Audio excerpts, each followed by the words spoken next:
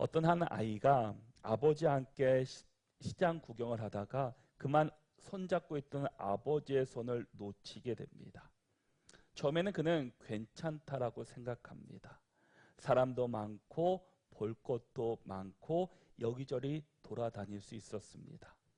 처음에는 편하고 즐거웠습니다. 내가 보고 싶은 거 보고 내가 가고 싶은 거 갈 수 있어서 괜찮다라고 생각합니다. 그런데 시간이 지나면 지날수록 그의 마음 가운데 두려움이 찾아옵니다. 아무리 둘러봐도 아버지가 보이지 않는 겁니다. 그런데 그때서 그는 깨닫게 됩니다. 내가 자유로운 것이 아니었구나. 아버지의 손을 놓친 것이었구나. 그러다가 멀리서 자기를 찾는 아버지의 목소리를 듣습니다. 아이는 울면서 뛰어가 아버지 품에 안깁니다. 그 순간 시장은 그대로인데 아이의 세계는 완전히 달라졌습니다. 왜냐하면 안전은 장소에 있는 것이 아니라 아버지와 함께 있음에 있었기 때문이었습니다. 우리도 그렇습니다. 하나님을 떠나 있으면 자유로운 것처럼 느낍니다. 내가 하고 싶은 거 다 하고 내 마음대로 하고 내가 볼 수 있고 내가 하고 싶은 대로 다 하는 것이 자유인 것처럼 생각합니다. 하지만 사실은 유리하는 인생이 되고 맙니다. 호세아 9장의 마지막은 하나님을 떠난 자가 여러 나라 가운데 유리하는 자가 될 것이라고 말씀을 마무리하게 됩니다. 그러나 복음은 무엇입니까? 우리를 찾으러 오시는 하나님 아버지의 사랑입니다. 우리가 아버지의 손을 놓고 이곳저곳 다니지만 그 아버지는 그 아들을 찾기 위해서 부르짖며 그곳을 찾기 위해서 기다리고 또 기다리게 됩니다. 탕자의 비유를 보면 우리는 잘 알 수 있습니다. 집 나간 둘째 아들, 아버지는 그 아들을 버리지 않고 매일매일 문 앞에 나가 그 아들이 언제 돌아올까, 또 언제 돌아올까 늘 아침마다 또 하루 종일 그것을 바라보며 기다렸습니다. 집 떠나면 자유로울 것 같고 아버지의 손에서 벗어나면 자유로울 것 같지만 오히려 그것이 고생이었고 아픔이었습니다. 그래서 둘째 아들은 다시금 돌아와서 아버지 품 안에 안기게 됩니다. 우리도 때로는 하나님을 떠난 것이 오히려 나에게 복이 되고 자유롭게 생각하지만 그것이 우리 인생의 가장 슬프고 아픔의 시간이 되고 맙니다. 그런데 우리 하나님은 여전히 여러분들을 기다리고 있습니다. 언제 돌아올까? 오늘 돌아올까? 내일 돌아올까? 그것이 우리 육신의 아버지 부모들의 마음이고 하나님의 마음이었다라는 겁니다. 호세아서는 읽으면 읽을수록 마음이 사실은 무거워지는 책입니다. 왜냐하면 이 책은 단순히 이스라엘의 실패만을 이야기하는 것이 아니라 하나님의 사랑을 받고도 하나님을 떠난 백성들의 모습을 아주 정직하게 우리에게 보여주고 있기 때문입니다. 그리고 그 결과가 어떠한지를 우리에게 생생하게 기록해 주고 있습니다. 오늘날 우리의 삶도 이와 같습니다. 하나님 없는 성공, 하나님 없는 물질의 풍요, 하나님의 빠짐, 건강과 쾌락은 결국 영혼의 목마름을 해결해 주지 못하는 바로 신기루와도 같다라는 겁니다.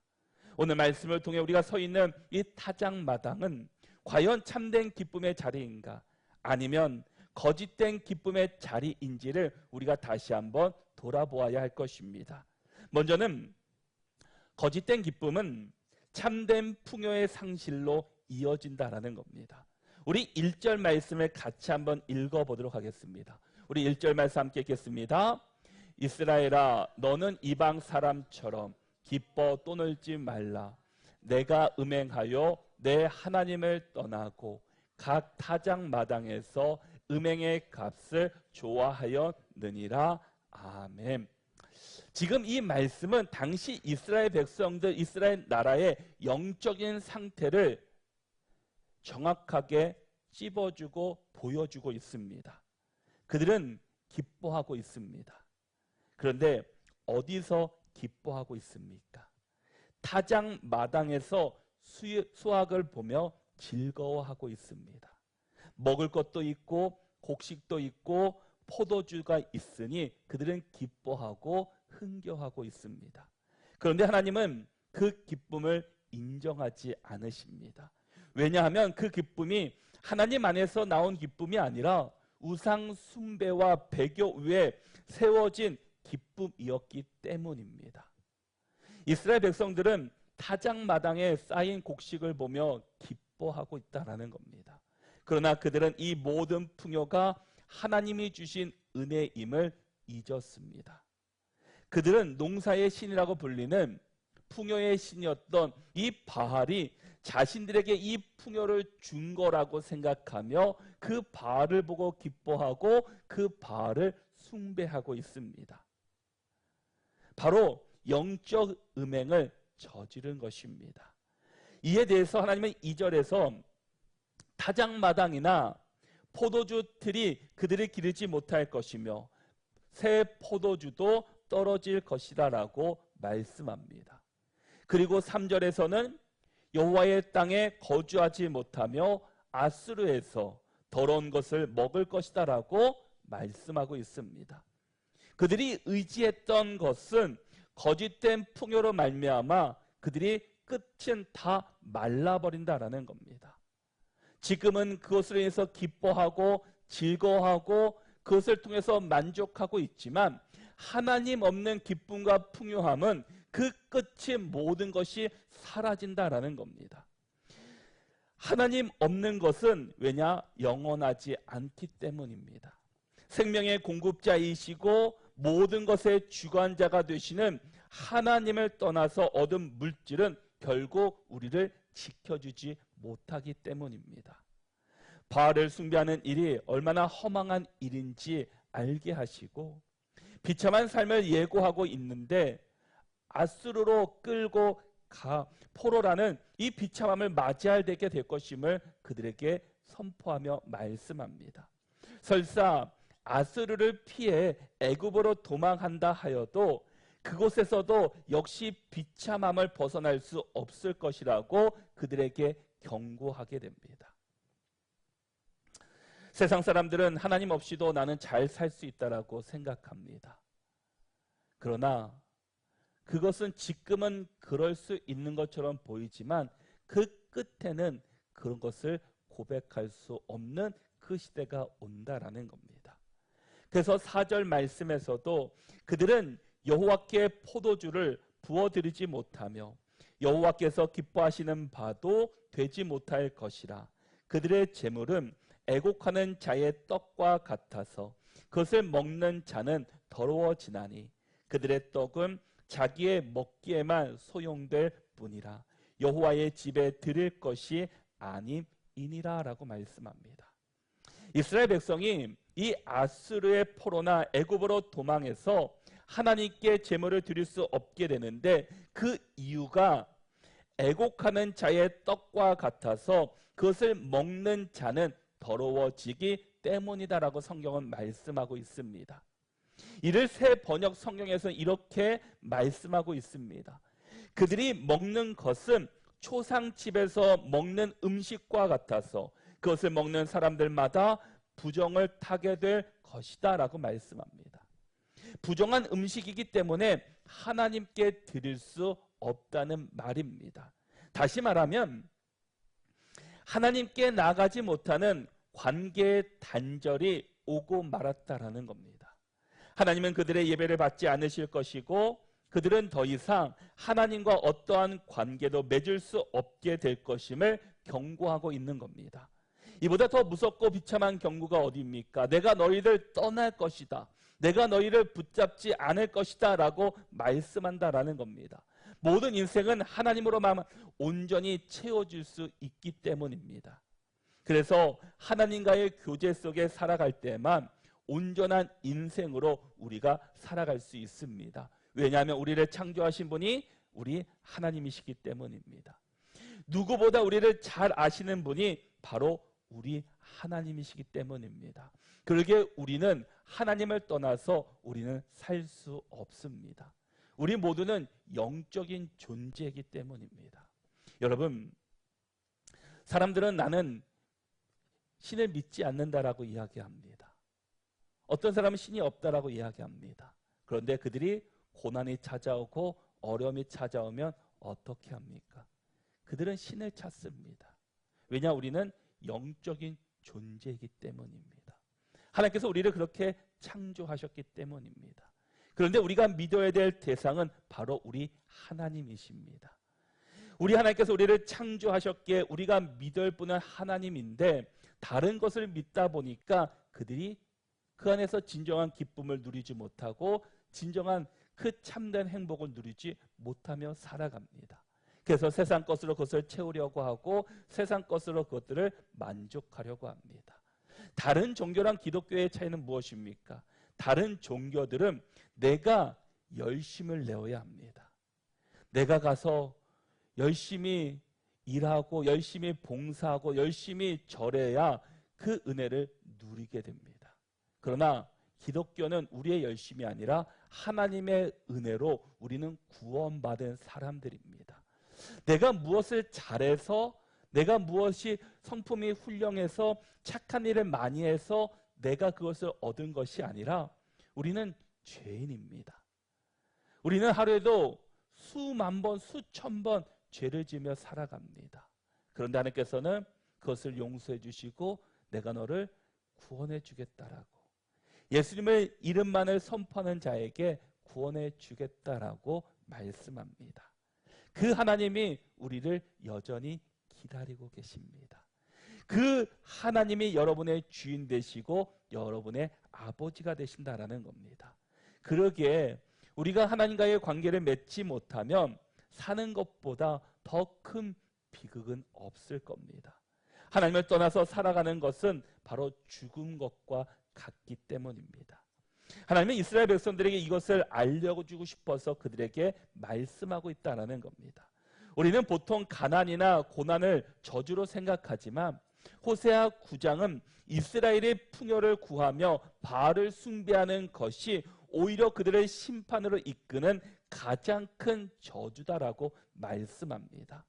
하나님이 주시는 풍요가 아니라 하나님을 떠나 얻은 풍요는 오히려 결국 진정한 기쁨과 평안을 빼앗아간다라는 겁니다. 그러나 하나님 안에서 주어지는 그 풍요는 우리 안에 그것이 축복이고 행복이고 그것이 우리에게 주시는 참된 기쁨이 된다라는 겁니다. 똑같이 그 많은 것을 얻는다 할지라도 누구를 통해 얻는 것이냐에 따라서 그것은 달라지게 됩니다. 그러기에 우리는 우리에게 주어진 것을 우리는 은혜라고 고백합니다. 그런데 사람들은 어떻습니까? 세상 사람들은 많은 것을 주어졌음에도 불구하고 그것에 만족을 잠깐 했다가 아니 더 많은 것을 달라고 할 거, 더 많은 것을 주어주면 좋겠다라고 더 많은 것을 구한다라는 겁니다. 여러분, 우리의 인생에서 가장 중요한 것은 우리에게 주어진 이 평안과 그 풍요가 나의 열심이 아니라 하나님께서 오신 것임을 기억할 때 우리에게 주어진 것에 감사할 수 있고 우리가 그 안에서 참된 기쁨과 은혜를 누리며 살아갈 수 있게 됩니다. 지금 이스라엘 백성들은 하나님이 주신 은혜를 깨닫지 못하고 이것이 나의 수고였고 나의 열심이었고 내가 열심히 섬겼던 바알이 준 것이라고 착각하고 있습니다. 근데 그 착각의 끝은 다 하나님께서 그것을 다 가져가신다라는 겁니다. 그러기에 우리는 우리 안에 주시는 그 기쁨이 세상 것에 주시는 기쁨으로 만족하는 자가 아니라 정말 하나님 안에서 주시는 참된 기쁨으로 살아가는 우리 모두가 다 되시기를 바랍니다. 두 번째는 죄는 우리를 영적 맹인으로 만들고 경고를 배척하게 합니다. 우리 7절 말씀을 같이 한번 읽어보겠습니다. 우리 7절 말씀 함께 읽겠습니다. 형벌의 날이 이르렀고 보응의 날이 온 것을 이스라엘이 알지라. 선지자가 어리석었고 신에 감동하는 자가 미쳤나니 이는 내 죄악이 많고 내 원한이 크민이라. 아멘.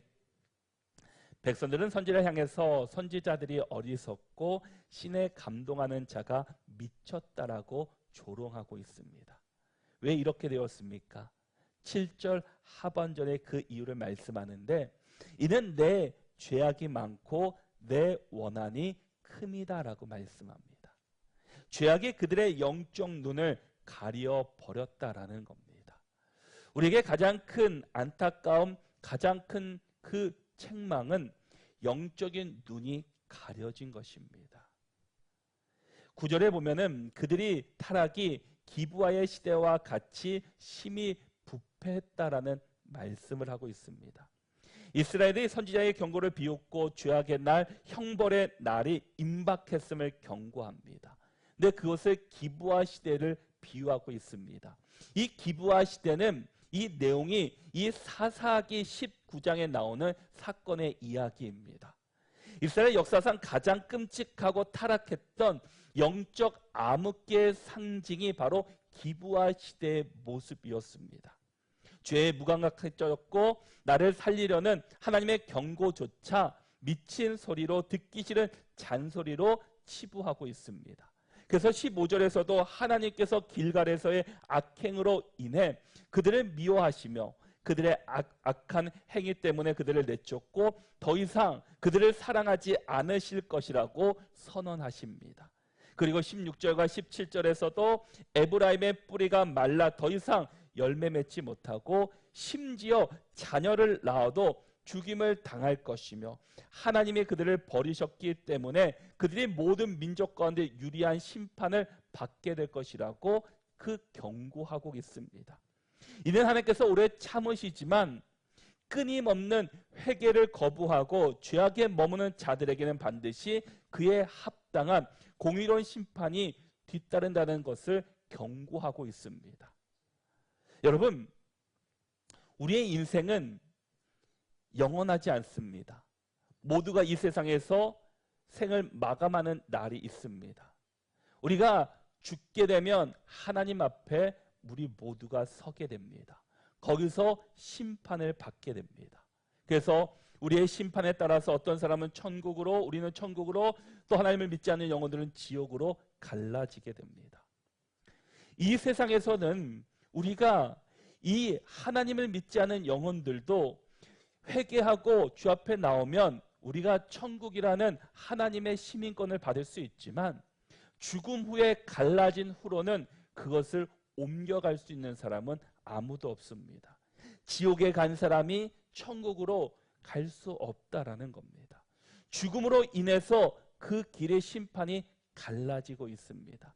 이 땅 가운데서 하나님께서는 계속해서 그들을 경고하시고 그들이 하나님께로 돌아와야 되고 하나님을 잘 믿어야 된다라고 계속해서 말씀하고 계시는 것은 그들이 죽은 후에는 더 이상 이것을 듣지 못하고 그때서 회개한다 할지라도 그 후로는 그것을 옮겨갈 수 없기 때문입니다. 기회가 없기 때문입니다. 지금은 기회가 있지만 죽음은 기회가 없기 때문입니다. 우리가 운전하다 보면은 이 자동차 계기판에 빨간 등이 들어올 때가 있습니다. 이 빨간 등이 들어온다는 것은 자동차의 어떤 부분에 그 문제가 있거나 위험을 감지했기 때문입니다. 그래서 공업사에 가서 점검받고 수리하라는 경고입니다. 그런데 그 빨간 등이 들어와도 개의치 않고 무시하고 계속해서 그 차를 운행하고 있다면 그 차는 어떻게 되겠습니까? 처음에는 잘 달리는 것 같지만 나중에는 그 차가 멈추고 말 것입니다.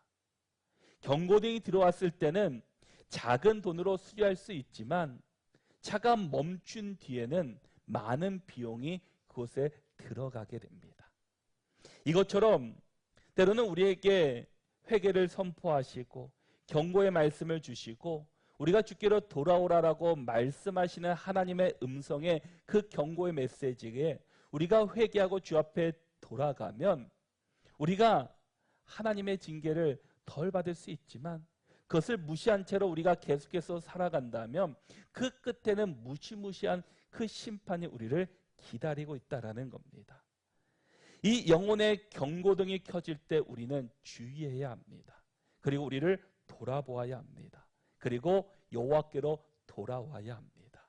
지금 이스라엘 백성들이 영혼의 경고등이 그렇게 켜져 있음에도 불구하고 하나님께서 계속해서 여호와께로 돌아오라고 말씀하심에도 불구하고 그들은 주의 말씀을 제대로 듣지 않습니다.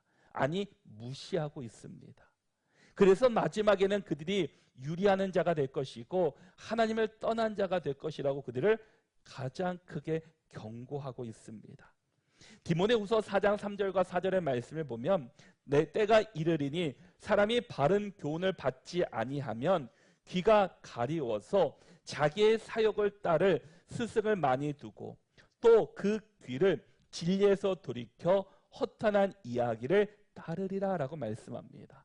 여러분, 믿는 사람들, 우리가 바른 교훈, 하나님의 말씀을 받지 않는 자들은 어떻게 됩니까? 귀가 가려져서 자기의 사욕을 따르는 스승을 많이 둔다라고 이야기합니다. 그것은 내가 듣기 좋은 그 스승, 그 사람들의 말을 듣고 그것을 쫓아간다라는 겁니다. 하나님의 말씀을 무시한 채로 그 사람들에게 조언을 구하고 그 사람들을 통해서 내가 갈 길을 묻는다라는 겁니다.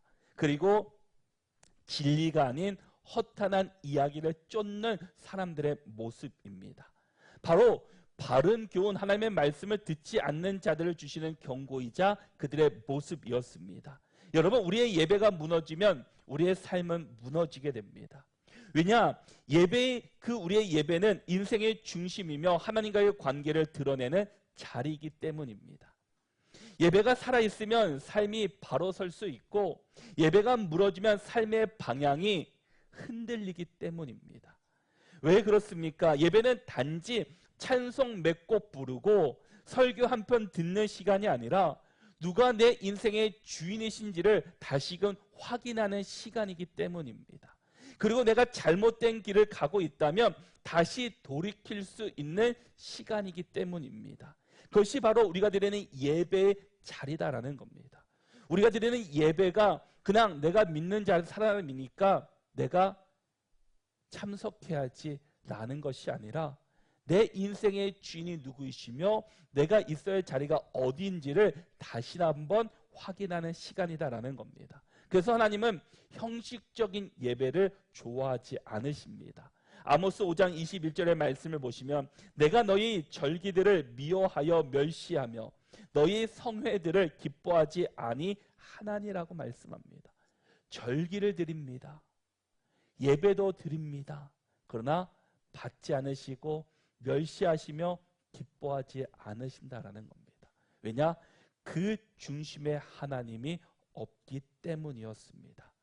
제사는 드리는데 손은 피 묻어 있고 입술은 하나님을 부르는데 삶은 하나님을 거역하고 있다라는 겁니다. 내가 하나님의 자녀로서 예배하는데 내 삶이 엉망이라면 그것은 우리 예배가 잘못되었기 때문입니다. 분명히 나무는 그 가지를 보고 열매를 맺게 됩니다. 그 나무가 영양분이 충분히 있고 잘 자라면 분명히 열매도 그만큼 거두게 됩니다. 그런데 그 나무에 영양분도 없고 시들시들하면 결코 많은 열매를 맺지 못합니다. 우리가 예배 안에 우리가 집중하고 예배로 바로 세운 사람은 그 열매가 삶으로 드러난다라는 겁니다. 내 삶이 하나님의 뜻 안에 온전히 서지 못한다면 우리의 예배를 다시금 점검해 보아야 합니다.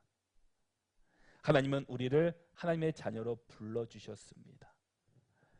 내 속에 옳은 대로 행하는 자가 아니라 우리는 하나님의 말씀에 따라 살아가는 자들, 하나님의 음성을 따라 살아가는 자들이 되어야 합니다.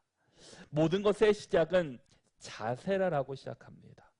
우리가 운동을 배울 때 또 어떤 것을 배울 때 가장 먼저 배우는 것이 자세입니다. 자세만 몇 개월씩 배우기도 합니다. 그런 다음에 운동의 스킬을 배우고 기본기를 배우게 됩니다. 왜냐? 자세가 잘못되면 어느 순간 되면 실력이 더 이상 성장하지 않기 때문입니다. 그래서 레슨 받은 사람과 받지 않는 사람들의 차이는 처음에는 레슨 받지 않는 사람이 잘하는 것처럼 보이지만 어떤 일정 시간이 지나면 그것의 갭이 달라지게 됩니다. 우리는 그리스도인들의 자녀입니다. 우리의 가장 기본은 예배입니다. 예배가 온전히 서지 않으면 우리의 삶은 결코 무너질 수밖에 없습니다. 그러기에 우리가 정말 하나님의 경고, 하나님의 말씀에 그 영혼의 그 경고등이 켜졌을 그 민감한 것을 받는 것은 우리의 예배를 통해서, 우리의 말씀을 통해서 우리가 깨닫게 된다는 겁니다. 그러기에 우리가 하나님의 말씀을 듣는 것에만 멈추는 것이 아니라 정말 온전한 예배자로 살아가시고 하나님의 말씀에 더욱 귀 기울이시고 우리 영혼의 경고등에 민감해질 수 있는 저와 여러분들이 될 수 있기를 바랍니다. 그리고 마지막 세 번째는 인생의 가장 큰 비극은 하나님이 떠나는 것이다라는 겁니다. 인생의 가장 큰 비극은 하나님이 우리를 떠나는 것입니다. 10절 말씀은 이렇게 말씀합니다. 우리 10절 말씀을 같이 한번 읽어보겠습니다. 우리 10절 말씀 함께 읽겠습니다. 옛적에 내가 이스라엘을 만나기를 광야에서 포도를 만남같이 하였으며 너희 조상들을 보기를 무화과 나무에서 처음 맺힌 첫 열매를 봄같이 하였거늘 그들이 바알 부올에 가서 부끄러운 우상에게 몸을 드림으로 저희가 사랑하는 우상같이 가증하여 졌도다. 아멘. 하나님께서는 이스라엘을 광야에서 포도주를 만난 것 같이 귀하게 여기셨고 처음 익은 무화과 같이 기뻐하셨다라고 말씀합니다. 그러나 그들은 바알 부올에 가서 스스로를 더럽히고 우상을 사랑함으로 가증하게 변했다라고 말씀합니다. 그 결과는 참담했습니다. 오늘 본문에서 가장 가슴 아프고 두려운 말씀이 12절에 등장합니다. 우리 12절의 말씀을 같이 한번 읽겠습니다. 함께 읽겠습니다. 죄송합니다. 제가 잘못 읽은 것 같습니다. 12절 말씀 제가 봉독하겠습니다. 혹 그들이 자식을 기를지라도 내가 그 자식을 없이 하여 한 사람도 남기지 아니할 것이라. 내가 그들을 떠나는 날에는 그들에게 화가 미치리로다라고 말씀합니다. 하나님은 그들의 자손 번성을 막으시고 자녀를 낳지 못하게 하시며 설령 낳는다 해도 빼앗아 가실 것이라고 선언하십니다. 하나님 분명히 아브라함에게 내 민족을 번성하게 할 것이라고 말씀합니다. 바다의 모래와 같이 하늘의 그 별처럼 너희들의 그 자손을 번성하게 하신다고 말씀하는데 지금 그 하나님께서 이스라엘 백성들에게 자손의 번성을 막으시고 낳지 못하게 하시고 낳는다 할지라도 그것을 빼앗아 가시겠다라고 말씀한다라는 겁니다. 에브라임의 영광은 마치 새처럼 날아가고 그들의 삶의 어떠한 열매도 맺지 못할 것이라고 말씀합니다. 이는 하나님과의 단절된 그 관계가 그들의 모든 영광을 가려버렸습니다. 하나님의 뜻을 거스르고 자신의 고집대로 나아갈 때 우리는 하나님의 은혜와 보호를 벗어나 결국 허망한 결과를 우리가 맞이하게 될 것입니다. 그래서 17절의 말씀처럼 결국 여러 나라 가운데 떠도는 자가 될 것이라고 성경은 말씀하고 있습니다. 이 말씀은 하나님을 떠난 삶의 끝은 열매 없이 방황한다라는 겁니다. 열매는 능력이 아니라 연결의 문제이기 때문입니다. 가지에서 풍성한 열매를 맺기 위해서는 그 가지가 나무에 잘 붙어 있어야 합니다. 그럴 때 그 나무에서 공급하는 영양분으로 가지에서 좋은 열매를 맺게 됩니다. 근데 가지가 나무에서 떨어져 있으면 아무리 영양분을 주고 물을 주고 정성껏 한다 할지라도 열매를 거둘 수 없습니다. 왜냐? 나무에서 떨어졌기 때문입니다. 사랑하는 성도 여러분, 나무가 열매를 맺지 못하는 이유는 여러 가지 있을 수 있지만 그러나 가장 근본적인 이유는 뿌리와 생명의 공급에 문제가 있기 때문입니다. 가지가 나무에 붙어 있지 않으면 말라버리게 됩니다. 뿌리가 말라버리면 열매는 생길 수 없습니다. 본문에서 하나님은 그 뿌리는 마르고라고 말씀하고 있습니다. 즉 이스라엘의 문제는 단순한 행동의 문제가 아니라 하나님과의 관계가 끊어진 것을 우리에게 말씀하고 있다는 겁니다. 우리가 하나님과의 관계가 어떻게 연결되어 있는지를 우리는 다시 한번 돌아보아야 합니다. 정말 나무에 가지가 딱 붙어 있는 것처럼 우리도 하나님과 붙어 있느냐라는 겁니다. 하나님과의 관계가 온전히 연결되어 있느냐라는 겁니다. 우리는 그것을 돌아보아야 합니다. 겉으로는 교회 다니고 있고, 겉으로는 예배 드리고 있고, 겉으로는 말씀 가운데 거하고 기도하고 신앙인처럼 보이지만, 그런데 생명의 그 뿌리까지 은혜가 내려가지 않으면 결국 우리 안에 열매가 나타나지 않는다라는 겁니다. 여기서 중요한 것은 환경이 아닙니다. 시냇가에 심겨져 있느냐, 물가에 뿌리를 내리고 있느냐가 중요하다라는 겁니다. 즉 성도의 열매는 자기의 열심으로 나오는 것이 아니라 이 열매는 하나님과의 관계가 살아있는 그곳에서 나오기 때문입니다. 여러분, 다윗이 이 밧세바와 범죄한 후에 뼈저리게 회개하고 그가 하나님 앞에 올려드린 기도가 있습니다. 시편 51편 11절을 보면은 나를 주 앞에서 쫓아내지 마시며 주의 성령을 내게서 거두지 마소서. 그가 범죄하고 하나님 앞에 회개할 때 그가 기도했던 제목이 나를 주 앞에서 쫓아내지 마시고 주의 성령을 내 안에서 거두지 말아 주십시오라고 간절히 기도합니다. 다윗은 왕위를 잃은 것보다, 갖고 있는 재산을 잃은 것보다 하나님이 나를 떠나는 것을 더 무서워하고 두려워했습니다. 재산이 없어지고 왕위에서 내려온다 할지라도 하나님과의 관계만 온전히 연결되어 있으면 하나님께서 나를 다시금 회복시켜 주실 것임을 그가 믿었기 때문입니다. 우리가 함께 살펴본 호세아 9장은 우리에게 절망과 두려움을 주는 것 같지만 이 강렬한 메시지 이면에는 제발 내게로 돌아오라라는 하나님의 음성이 담겨져 있습니다. 지금이라도 늦지 않았으니까 나에게 돌아오라는 하나님의 강력한 메시지가 우리에게 이야기해 주고 있습니다. 우리는 죄로 인해 하나님이 떠나실 수밖에 없는 영원한 형벌과 화를 당해야 하는, 마땅히 당해야 하는 존재들입니다. 영적인 맹인이 되어서 타작마당의 헛된 기쁨만을 구했던 사람들이 바로 우리들이었습니다. 그러나 복음이 무엇입니까? 우리가 받아야 될 그 끔찍한 비극, 즉 하나님께 버림받는 고통을 바로 예수 그리스도께서 십자가에서 모든 것을 감당하셨다라는 겁니다. 마태복음 27장 46절에 보면은 제9시쯤에 예수께서 크게 소리질러 이르시되 엘리 엘리 라마 사막다니 하시니 이는 곧 나의 하나님 나의 하나님 어찌 나를 버리셨나이까 하는 뜻이라 라고 말씀합니다. 예수께서 십자가에 철저히 버림받으시며 끊어지셨지만 오늘 우리는 다시 하나님과 연결할 수 있게 되었습니다. 하나님과 우리의 관계가 끊어졌는데 예수 그리스도의 십자가로 말미암아 우리가 이어졌다라는 겁니다.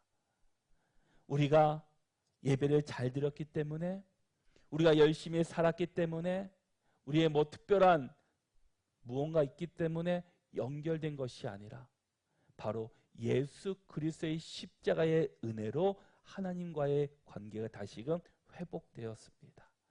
이제는 회복된 그 관계가 우리 안에 온전히 세워지기를 원합니다.